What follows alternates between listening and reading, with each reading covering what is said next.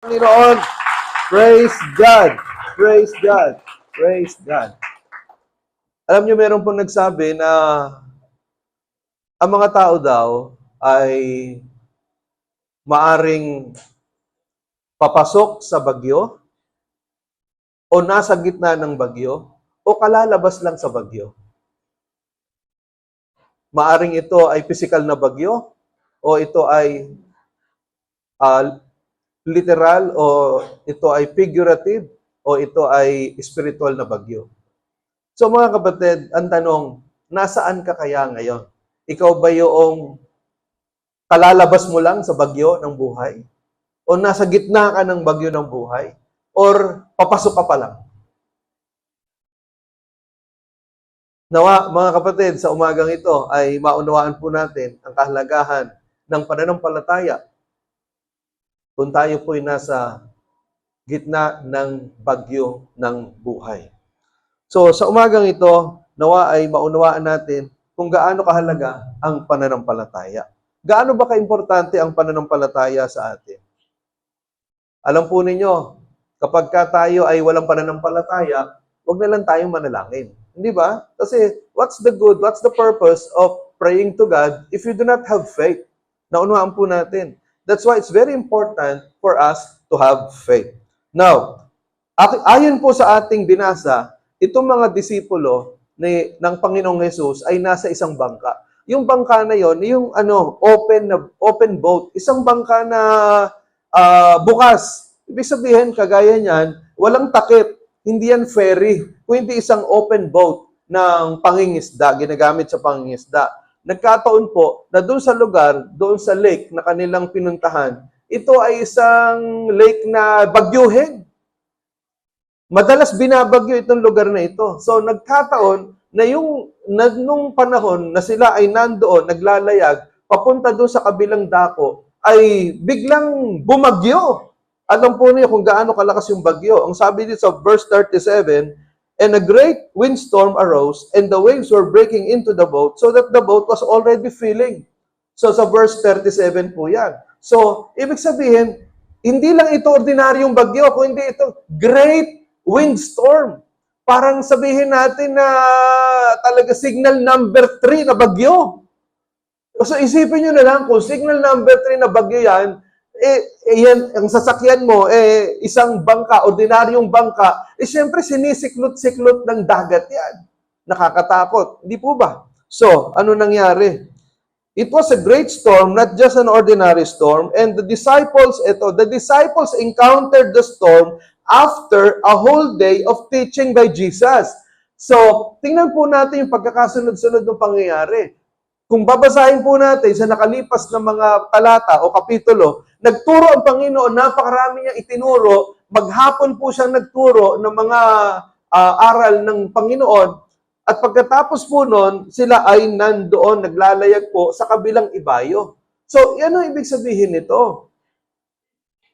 After teachings, there was a testing. Naunawaan po natin. Hindi ba yung mga teachers, sino ang mga teachers dito? May raise your hands. No, ayaw umamin ng mga teachers. Kaya yung mga teachers dito, hindi ba? Hindi ka, pagkatapos mo mag-lecture, sasabihin mo, may quiz tayo next week. Kasi kung hindi mo bibigyan ng quiz or ng test yung estudyante, paano mo malalaman kung may natutunan? Tama ba? Hindi mo pwedeng hulaan na lang yung grade na ibibigay mo sa estudyante. So the same thing, it happened here. After a whole day of teaching, there was this testing. Next is, the disciples encountered the storm when they obeyed the Lord to go to the other side. So, naranasan nila yung bagyo nung pagsunod nila. So, ito po, mahalaga itong katuruan. Hindi dahil sa sumusunod tayo sa Panginoon, hindi na tayo makakaranas ng pagsubok o mga problema sa buhay. In fact, there are many times that when we obey the Lord, we will experience trials and troubles in life. Naunawaan po natin. Hindi dahil sa sumusunod ka sa Lord, gumagawa ka sa Panginoon, mabait ka, ginagawa mo yung kalooban ng Diyos, wala nang mangyayari sa iyo na hindi maganda.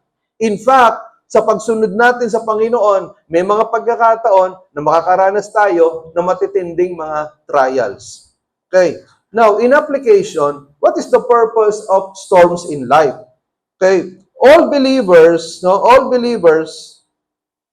in Christ will encounter a storm in life. Lahat tayo makakaranas tayo ng mga pagsubok. Lahat tayo makakaranas tayo ng trials and trouble sa buhay. Lahat tayo makakaranas niyan. Okay? Now, but then, what is the purpose? Ano ba ang layunin ng mga pagsubok na ito? What is the purpose of these storms in life? Ang sabi sa James 1:2-4, basahin po natin.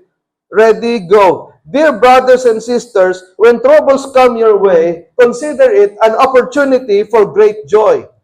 For you know that when your faith is tested, your endurance has a chance to grow. So let it grow, for when your endurance is fully developed, you will be perfect and complete, needing nothing. So ano po ang purpose nitong ng storms in life? According to Apostle James, the purpose of storms in life is to test our faith, para subukan yung ating mga pananampalataya, para tumatag yung ating pananampalataya. And then, ang sabi diyan, so that you will be perfect and complete, needing nothing. So ano po ibig sabihin nito? Kung wala yung mga pagsubok na yan, kung wala yung mga problema na yan, hindi tatatag, hindi titibay, hindi lalalim yung ating mga pananampalataya. Naunawaan po natin mga kapatid. So, as you see, sa amin po, sa aming pamilya, year 2022 was the most difficult year in our lives as a family. Ito yung nagkaroon ng cancer si Pastora Malu, na stage 4 na endometrial ovarian cancer, na kulang na lang sabihin ng mga doktor sa Fatima, 6 months to live ka na lang. Pero alam po niyo, during those weeks and months, ano yung tiningnan ko, ano ba yung sermon ko during that time na si Pastora Malu ay nagkikimo ng 6 months. At wala kaming kasiguraduhan, walang sinabing kasiguraduhan yung mga doktor na mabubuhay pa siya after 6 months. Ano ba yung sermon ko noong time na yon? Ang series ng sermon ko, yung kay Joseph. We all know the story of Joseph.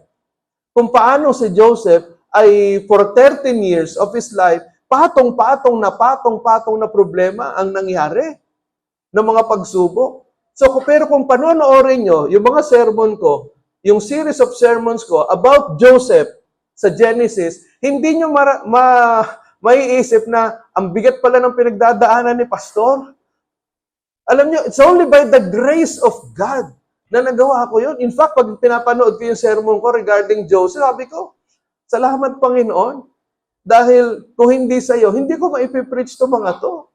Naunawaan po natin. It is only during the time that we are suffering, it is only during the time that we are experiencing severe trials that we can learn a lot from God. It is during the greatest trial that we mature in our faith. It is during life's testing that we know how much we have learned from God. Okay? Ano ibig sabihin dito? Makinig po kayo. Ibig sabihin nito mga kapatid, kapag tayo ay nasa gitna ng mga pagsubok, doon tayo natututo eh. Naunuhan po ninyo? Hindi ba mas marami tayong natututunan, mas marami tayong nalalaman, mas lumalalim yung pananampalataya natin sa Diyos, mas lumalapit tayo sa Panginoon, mas natututo tayong manalangin kapag nasa gitna tayo ng problema at pagsubok? Tama ba?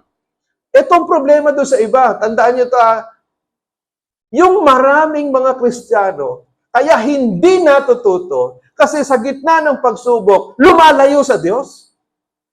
Hindi ba napaka-kawalan ng common sense? Napaka-kawalan ng common sense. Alam niyo, yung mga kinakaunselan ko, sabi ko, Lord, kung pwede lang, bigyan mo itong mag-asawang batok.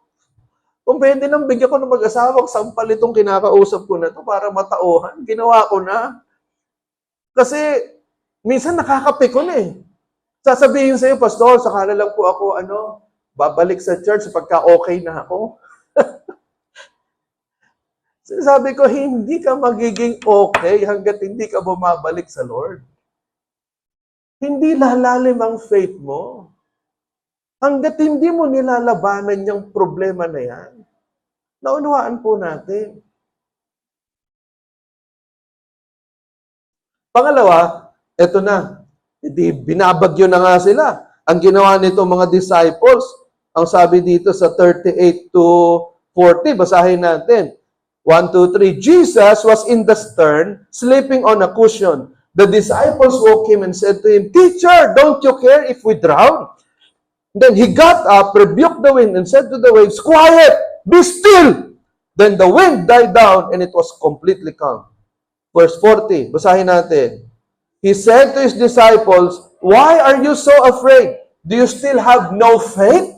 So, ang nangyari, binabagyo na nga sila. At yung mga disciples si Jesus, siguro mga 7 yon, na mga experienced fishermen, experienced fishermen, mga veteranong mangingisda, takot na takot. At nakita nila si Jesus, tulog na tulog.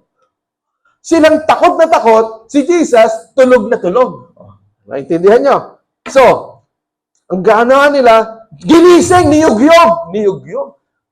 Ibig sabihin, si Jesus hindi nagigising dahil kahit na yung kanilang bangka ay niyuyugyog ng alon, tulog na tulog si Jesus. Bakit daw? Pagod na pagod sa pagsisermon. Pagod na pagod sa kapapanalangin, sa mga may sakit at pagpapalayas ng demonyo. Alam nyo, yan ang napakasarap na pagod. Alam nyo, kadalasan kapag kalinggo ng gabi, pagod na pagod ako. Kasi nga, nag-preach ako, nag-lecture, nag-pray sa mga may sakit, nagpalayas ng demonyo, nag-counseling. Ang taas ng adrenaline ko. Ngayon, taas ng adrenaline ko. I can pray for all of you individually after this worship service. Pero pagdating ng gabi, pagod na pagod ako. Pero alam nyo, ang sarap ng pagod ko. Alam nyo, pagka nakahiga ako, sabi ko, "Lord, salamat po. Ginamit niyo po ako. Ang saya-saya ko po. Kahit pagod na pagod ako, Lord, pero ang saya-saya ko kasi ginamit niyo po ako."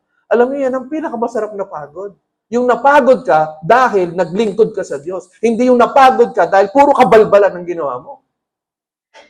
Naunuhan po natin. So si Jesus, pagod na pagod, kaya tulog na tulog. Ngayon, sabi ng mga disciples, ginising, niyugyog, "Teacher, don't you care if we drown?" Ano sa Tagalog nung "don't you care if we drown"? Wala ba kayong pakialam kung malunod kami? Di ba? Anong klaseng tanong yun? Naisip, di ba? Anong klaseng tanong yun na, wala ba kayong pakialam kung malunod kami? Ang ginawa ni Jesus, biglang tumayo. Dalawa yung nirebuke ni Jesus. He rebuked the wind and he rebuked the disciples. Kasi yung unang rebuke, sabi niya sa bagyo, "Quiet! Be still!" Ang sabi diyan. And then the wind died down. Biglang-bigla. Parang, biglang nagpalit ng eksena. Kaya nagulat yung mga disciples. Ang sabi sa mga disciples, "Why are you so afraid?" Dalawang tanong. Why are you so afraid? Question number 1. Do you still have no faith? Question number 2. Dalawang tanong. Okay? So, tingnan ninyo, the disciples' reaction during the storm, "Teacher, don't you care if we drown?" The response of Jesus, "Why are you so afraid? Do you still have no faith?" So, Jesus rebuked the wind and spoke to the waves. Okay, pansinin lang natin. Yung ginamit dito na rebuke or epitimal in Greek at yung pimo or be quiet, muscle, are found in the description of the exorcism of Mark 1:25. Ano pong gusto kong puntuhin dito? Jesus used the same rebuke of the demon and the wind. Nung nagpalayas ng demonyo si Kristo sa Mark chapter 1 verse 25, sabi niya, "Tumahimik ka!" Ganon din ang ginamit ni Jesus nung sinabi niya doon sa bagyo, "Tumahimik ka!" Naunawaan po ninyo. Ano ibig sabihin nito? It means that the storm could possibly be the work of the devil to stop them from going to the other side. Padala ng demonyo yung bagyo para hindi sila makarating doon sa kabilang ibayo at mamatay na silang lahat doon sa bagyo. Naunawaan po natin. Now, watch out for the devil. 1 Peter chapter 5 verses 8 and 9. Basahin po natin. 1, 2, 3, go. "Stay alert. Watch out for your great enemy, the devil. He prowls around like a roaring lion, looking for someone to devour. Stand firm against him and be strong in your faith.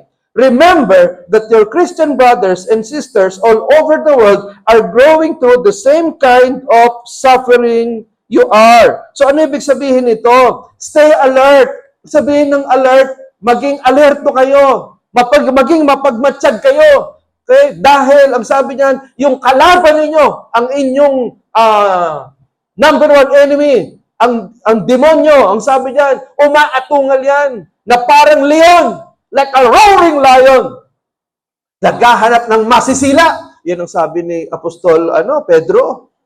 Ang kalaban ninyo, ang diablo, parang leon, na umaatungal yan, gumagala yan, naghahanap ng masisila. Alam po ninyo, nakapanood ako sa National Geographic sa Africa. Andyan yung mga usa, andyan yung mga kabayo sa umiinom sa sapa. And then, ang mga siguro 100 meters away, andun yung leon, nakaganon, nakatago. Pinagmamasdan sila.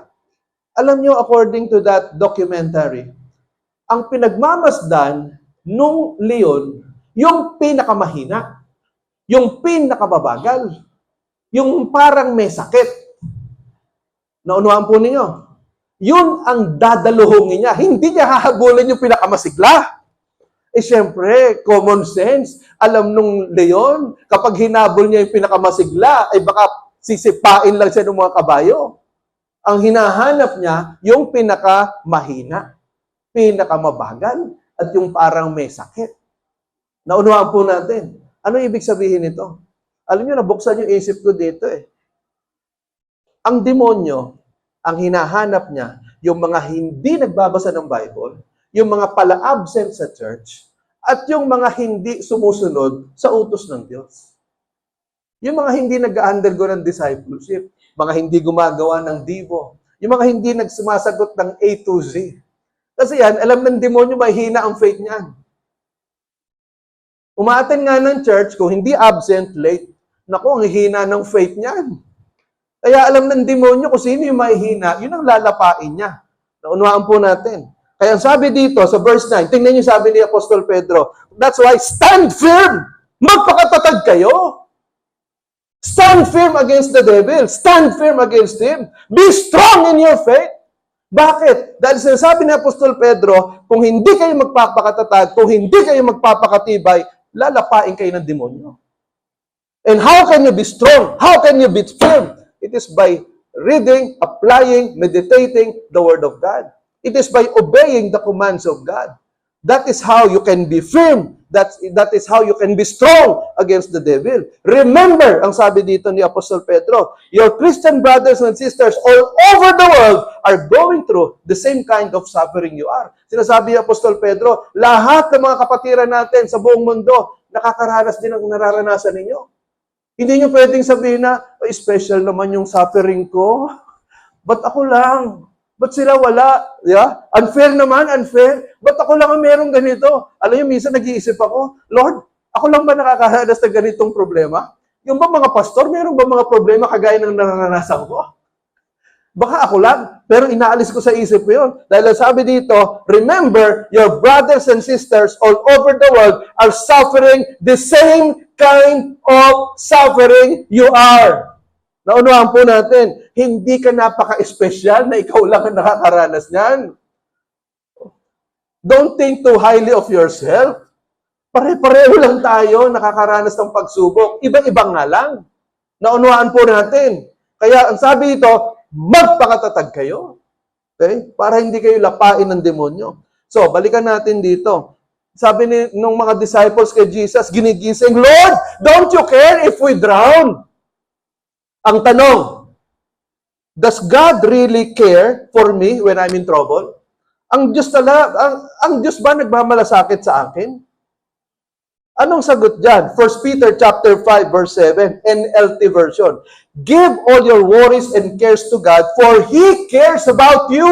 Ibigay mo sa Diyos lahat ng alalahanin mo, lahat ng mga gumugulo sa isip mo dahil nagmamalasakit siya sa iyo. Yun ang sabi doon sa NLT version. Tingnan niyo yung contemporary English version. Ang sabi diyan, God cares for you, so turn all your worries over to Him. Nagmamalasakit ang Diyos sa iyo, kaya lahat ng alalahanin mo, ibigay mo sa Kanya. Naunawaan po ninyo. At ang sabi sa NIV, cast all your worries upon Him, for He cares for you. Ano sa Tagalog ng cast? Ibalibag mo. Ibato mo. Ibato mo sa paanan ni Jesus. Cast all your worries upon the Lord, for He cares for you. Naunawaan po natin. Ano bang alalahanin yan? Ibigay mo sa Panginoon. Okay? Our confidence as believers in Christ rests in the fact that Christ, our God, is genuinely concerned for our welfare. Ibig sabihin, si Kristo na ating Diyos, yan ang kaibahan niya sa Diyos ng mga Buddhist, mga Shintoist, sa Diyos ng iba't ibang Diyos ng mga relihiyon. Because their God does not care for them. Pero ang Diyos natin, He cares for us. Naunawaan po ninyo. Maliwanag po ba? Ang kaibahan ni Kristo na ating Diyos, nagmamalasakit siya sa atin. Mahal tayo ng Panginoon. He cares for us. Naunawaan po ninyo. That's why, if there is a time that you will ask, Lord, do you care for me? The answer is, yes, God cares for you. Nagmamalasakit ang Diyos sa iyo. Does God care for your husband? Does God care for your family? Does God care for your career? Does God care for your future? Yes, God cares for you. Naunawaan po natin? Palakpakan nga natin ang Panginoon. So, what are the sources of anxieties and worries? Money. Problema sa pera. Family, problema sa pamilya. Work, problema sa trabaho. Trabaho ng trabaho, walang promotion. Walang increase. Relationships, magulo ang relasyon. Study sa pag-aaral. Sicknesses, mga sakit sa katawan. Future family or career. Makakapag-asawa pa ba ako? Mapopromote ba ako? Asenso ba yung business ko? Current events, ayan, West Philippine Sea, yung gera sa sa Israel, yung gera sa Ukraine, at ang China, malapit tayong gerahin, di ba? Nakakalito, nakakagulo ng isip. Okay? And then our ministry, yung ministry problems, parang hindi lumalago yung ministry mo.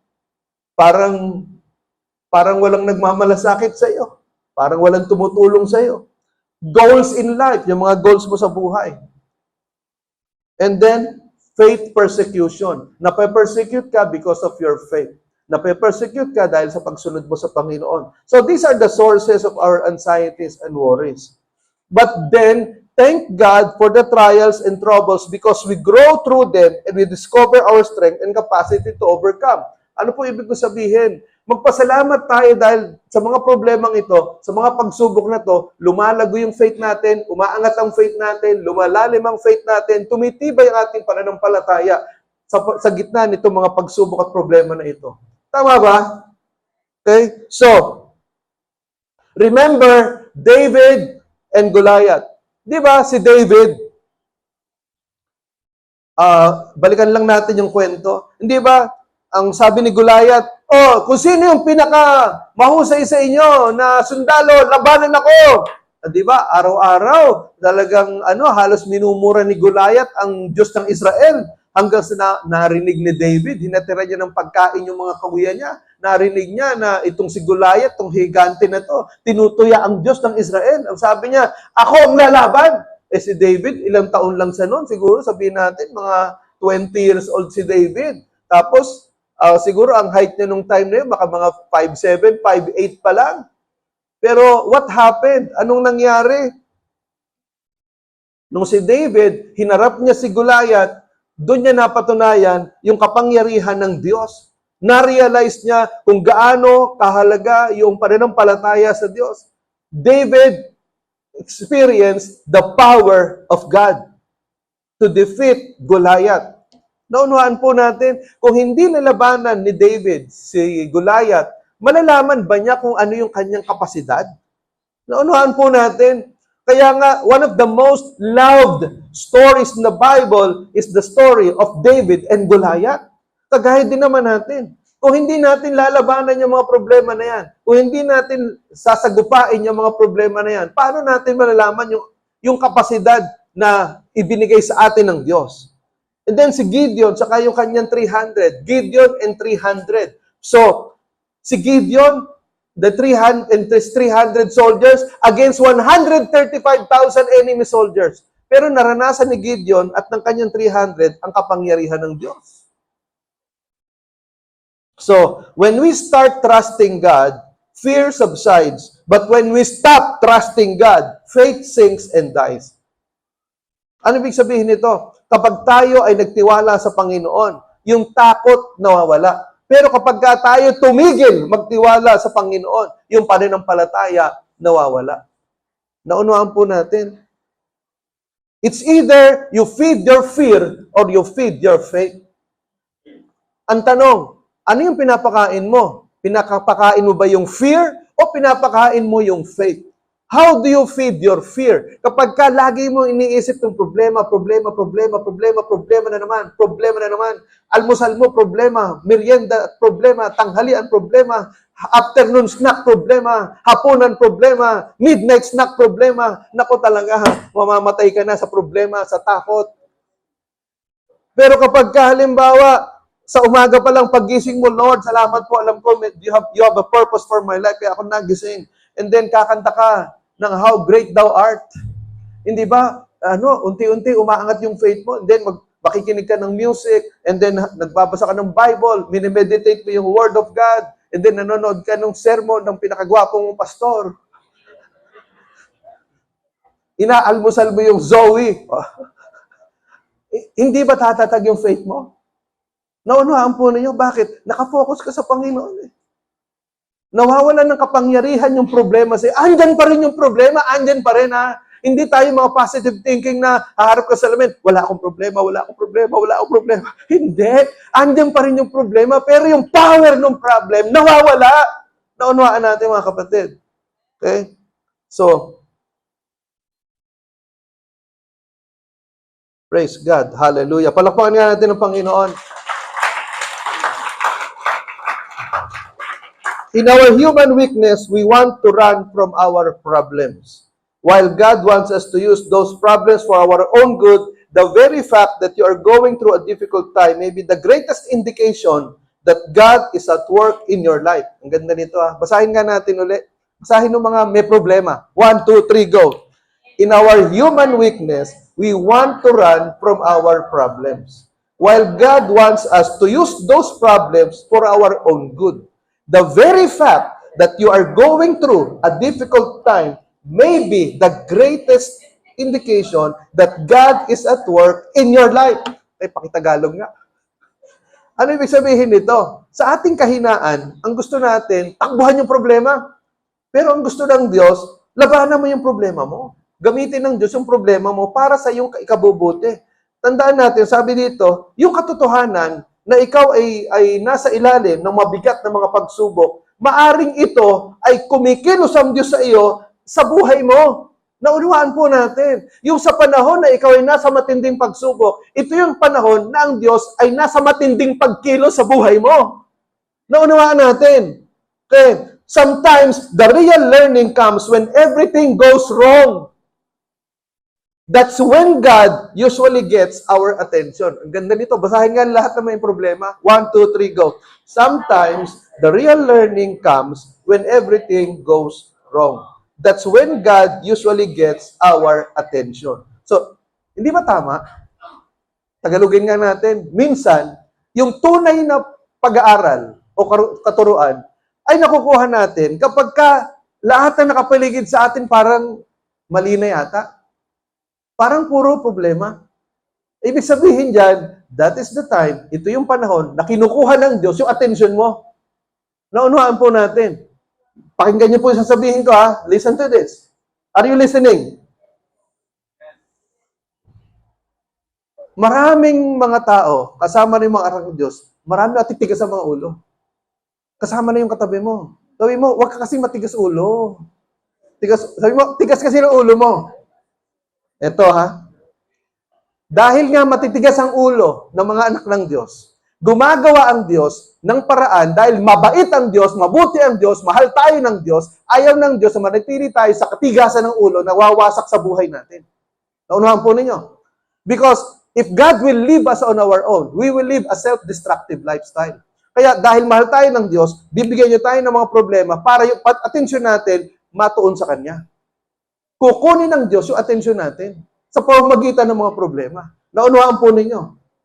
Okay, so that is the time that God is at work in your life. Naunahan po natin. Itong mga disciples na to, listen to this ha, yung mga disciples nasa bangka, nakaranas sila ng napakatinding bagyo. Maaring, nung nagtuturo si Jesus before that incident, maaring nakikinig lang sila pero hindi pumapasok sa puso. Kaya nung binagyo sila, doon nila na-realize, wala pala kaming natutunan. Kaya nung sinabi nila, Lord, don't you care if we drown? Ano yung sabihin ni Jesus? Pambihira kayo. Wala talaga kayo natutunan. Nakita niyo, nagpagaling ako. Nakita niyo, palayas ako ng demonyo. Tapos tatanungin niyo sa akin, nagmamalasakit ako sa inyo? Naunahan po ninyo. Okay? So, the response of the disciples, tingnan niyo, the response of the disciples, verse 41, they were terrified and asked each other, who is this? Even the wind and the waves obey him. So, nung pinatigil na ni Jesus yung bagyo, nagulat yung natakot yung mga disciples. Nagkatingin sila. Sabi, they were afraid. Okay. So, ano yung sabihin ng terrified dito or afraid? The Greek is phobos, means holy fear, holy anger. Okay? God's anger. So, ibig sabihin, holy fear ito, holy fear of God's anger. Okay? So, natakot itong mga disciples doon sa ginawa ni Jesus. So, nagkaroon sila ng malaking takot kay Jesus. Ano yung takot na yan? Holy fear. Okay, pakinggan nito na. Are you listening? Mahalaga ito sabihin ko. Marami sa atin, we love God. We respect God. Okay? But many of us, we do not fear God. Ano pong gusto kong sabihin dito? Pakinggan niyo sabi ko. Marami sa atin sabihin, Lord, mahal kita. Lord, I love you, Lord. I love you, Lord. I love you, Lord. Pero yung buhay mo, hindi mo binabago. Hindi ka natatakot sa paggawa ng kasalanan. Naunuhan po ninyo? Walang holy fear sa puso mo. Kung gumawa ka ng kasalanan, paulit-ulit, at iniisip mo, patatawarin naman ako ni Lord kasi God is love. Ibig sabihin, walang holy fear sa puso mo. Hindi ka natatakot sa Diyos. Kaya yung iba, patuloy sa paggawa ng kasalanan. Pero sabi dito, they were terrified. Yung terrified na to, holy fear of God's anger. Natakot sila. Na-realize nila, kung ganito pala yung power ni Jesus. Kaya niyang utusan yung bagyo na tumigil. That's why they had this holy fear. Naunuhan po natin, huwag nyo nang hintayin, listen to this ha, huwag nyo nang hintayin na mayroon pang matinding pagdagok na dumating sa buhay mo para bago ka magkaroon ng holy fear sa Diyos. Naunahan po ninyo. The disciples learned three great things in that encounter. Number one, the peace of Jesus. Ibig sabihin, nagkaroon sila ng kapayapaan. Nakita nila si Jesus tulog na tulog habang sila ay naliligalig, takot na takot. Nakita nila yung peace ni Jesus. So they learned from that incident that even in the midst of a great storm, you can still have peace if Jesus is with you. Naunuhan po natin. Pangalawa, the presence of Jesus will not leave them during the great storm. Sa gitna ng matinding bagyo, kasama nila si Jesus, hindi nila sila iniwan ni Jesus. The presence of Jesus was with them all throughout that great storm. Naunuhan po natin. Hindi kayo iwanan ni Lord, walang iwanan. Naunuhan po ninyo, Hebrews chapter 13 verse 5, I will never leave you nor forsake you, ang sabi ng Panginoon. Okay, pangatlo, the power of Jesus. The power of Jesus was more powerful than any great storm. Na-realize nila that the power of Jesus can stop even the greatest storm that they can experience. So, the peace of Jesus, the presence of Jesus, and the power of Jesus. Naunawaan po natin ang tindi ng learning nitong mga disciples na to. Kaya ito mabigat ang problema mo, mabigat ang pagsubok, mabigat din yung itinuturo ni Lord sa iyo. How to respond in times of great storm? Number 1, focus on God. Keep your eyes focused on God's promises and His faithfulness rather than the storm itself. Focus on God. Ang sabi sa Isaiah 26 verse 3, pakinggan po ninyo, He whose mind is focused on you will be in perfect peace. Siya na nakatuon ng kanyang paningin sa iyo ay magkakaroon ng perpektong kapayapaan. You focus on God. Pangalawa, ask for help. Pray for His guidance, strength, and peace during the storm. Philippians chapter 4, verses 6 and 7. Ang sabi diyan, do not be anxious, do not worry, but instead, pray. Pray. So that you will receive the peace that comes from God. Okay? Pangatlo, internalize Scripture. Pag sinabi nating internalize, isa puso mo, you draw strength from God's Word by meditating on passages that speak to your situation. Internalize mo, i-meditate mo ang salita ng Panginoon. Ano sabi sa Psalm 119 verse 105? Your word is a lamp unto my feet and a light unto my path. Okay? And trust in God's power. Magtiwala ka sa kapangyarihan ng Diyos. Trust the sovereign power of God is in control and has a purpose for allowing that storm in your life. God has a purpose. Jeremiah chapter 29, verse 11. Ang sabi ng Panginoon through Jeremiah, For I know the plans I have for you, says the Lord, plans to prosper you and not to harm you, plans to give you a hope and a future. Okay? And panglima, hold on to hope.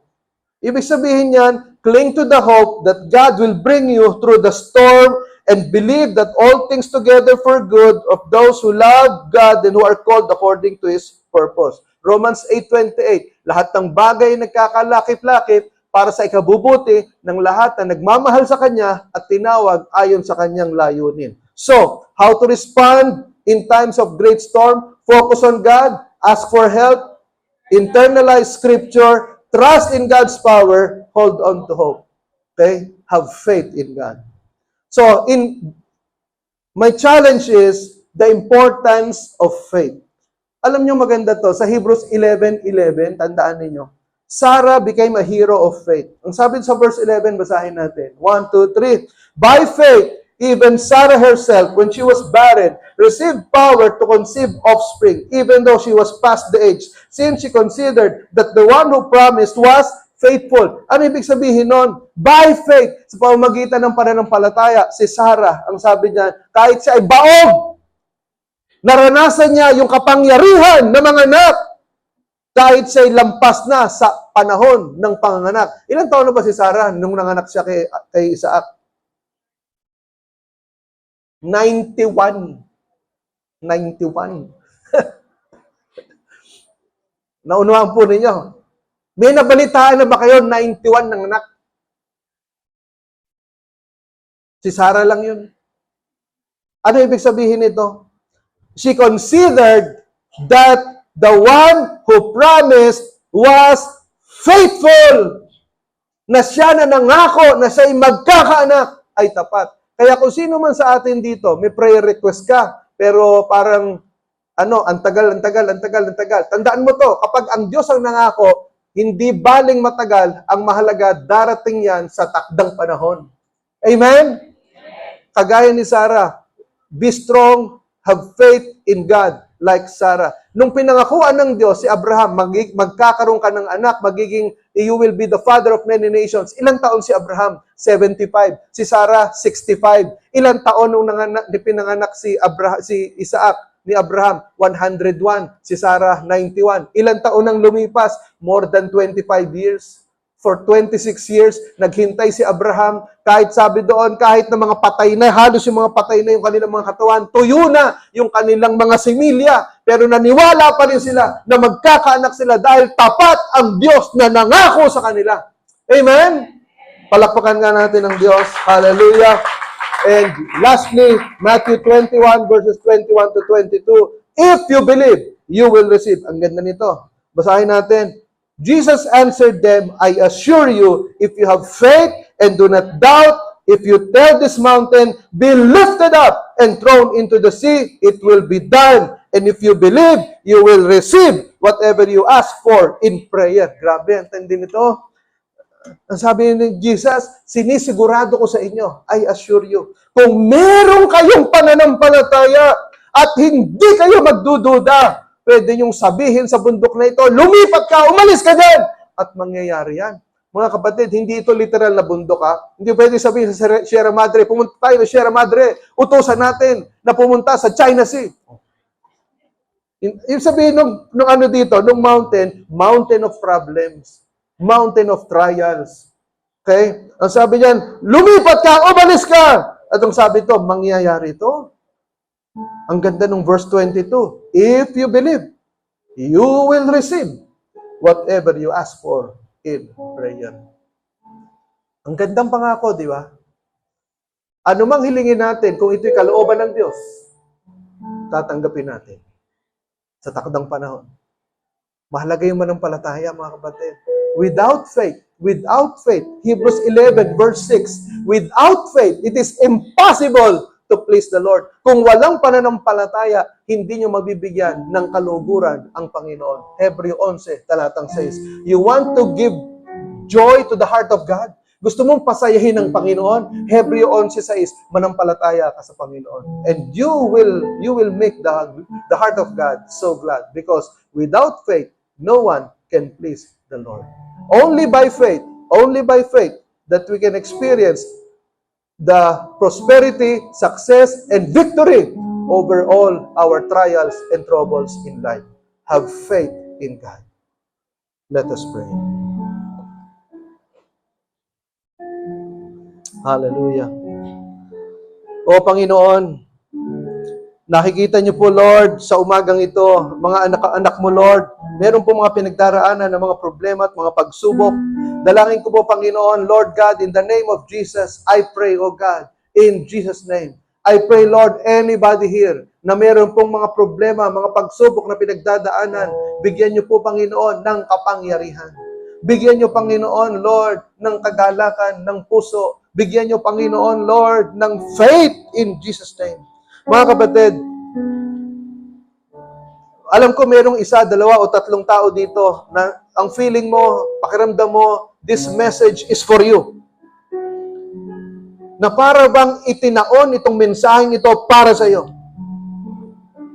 If you believe, if you think in your heart that this message is for you, I want to pray for you. I want you to stand up at the count of 3 and I will pray for you that you will experience the faith that will overcome all the trials, all the storms in your life. 1, 2, 3.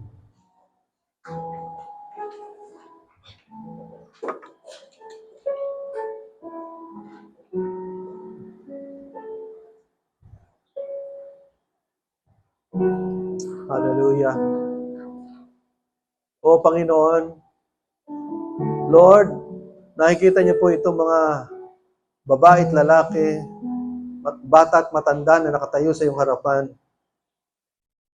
Panginoon, ang mensahe niyo po ay naipahayag sa kanila. Dalangin ko po, Panginoon, lahat na nakatayo dito, na umaamin na kailangan nila ng pananampalataya na nagmumula sa iyo, upang mapaglabanan, mapagtagumpayan itong mga problema at mga pagsubok na ito, mga bagyo ng buhay. Dalangin ko, Panginoon, Lord, I pray, God, in the name of Jesus, in the name of Jesus, oh Lord, Lord, that you will empower them, give them the mountain-moving faith. Give them the faith. Remove the doubts, so that faith will prosper in their hearts. And this mountain of trials and troubles, O God, will be lifted up and be thrown into the sea. Father, I pray, alisin mo lahat ng mga pagdududa sa kanilang mga puso. Bagkus, turuan niyo pong manampalataya, Panginoon Jesus, sa magagawa mo sa kanilang mga buhay. Kilala niyo itong mga taong ito. Alam niyo yung kanilang pinagdadaanan. Alam niyo yung mga problema na kanilang kinasadlakan. Kahabagan po ninyo, Panginoon. Tulungan niyo po. Mga problema sa sakit, problema sa pera, problema sa pamilya, problema sa relasyon, problema sa pag-aaral, problema sa business, problema sa trabaho. Panginoon, tulungan niyo po, mapagtagumpayan ang lahat ng ito. Salamat po, O Diyos. Purihin ka, Panginoon. Hallelujah. This is our prayer in Jesus' name. Amen. Praise God. Palakpakan natin ang Panginoon. Purihin